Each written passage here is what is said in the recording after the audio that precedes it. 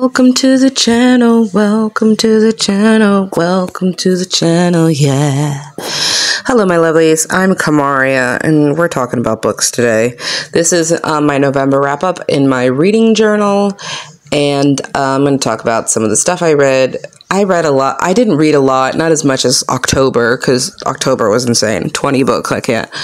So I think I read 8. These are my stats on the screen here. I did like a favorite book. I wrote down all the books I read. It was very like graphic novel and reread heavy, because a lot of times if I'm in a reading slump or if I'm having a hard time, you know, processing information, I read graphic novels or I reread books I've already read.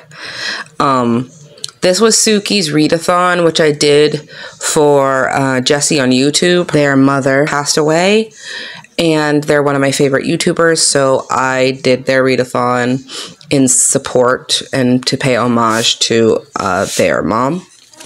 And they were prompts and stuff, and I read, you know, those things. Every prompt had a significance to their mom, so it was beautiful, and I just wanted to pay tribute in any way I can. Some of my stanzas, of course, The Kiss Quotient, and The Heart Principle by Helen Huang. They're romances, you know, they're a little spicy, but I read them, you know, a couple years ago, and I loved them because, you know, you don't really see a lot of diversity in romance, and both of the female main characters you know, are autistic in some way, on the spectrum, if you will, and, you know, I can relate to that, and it's very nice to see yourself in some way in, you know, the books you read. Diversity is important, all kinds.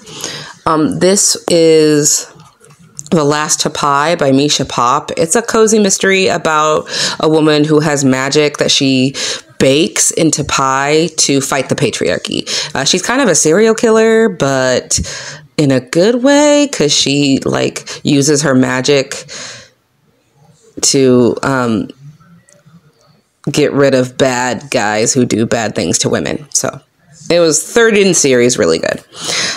This book is A Nightmare Before Christmas, and it's basically like if the holidays were royal kingdoms. So you got Christmas, Halloween, Easter, you know, and they make alliances and marriages of convenience. And in this one, they're supposed to be in a marriage of convenience, but then they end up falling for each other instead of the women they're supposed to go with. And it's just kind of fluffy and wonderful.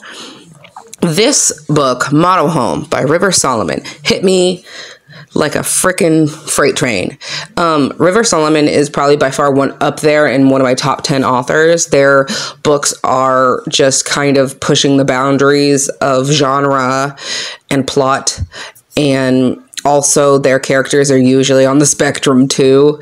And that book especially, you are in the main character's head a lot because they are autistic and have like DID, which is, you know, dissociative identity disorder.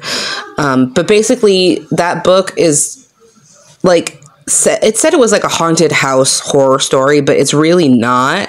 It's about what the body and the brain do in response to trauma, and how this character processes the stuff that happened to them when they were a child, and it manifested in like haunted house, racism, you know, identity, gender identity, parenthood, and how you handle trauma. And it just manifested like a haunted house. And the writing is beautiful.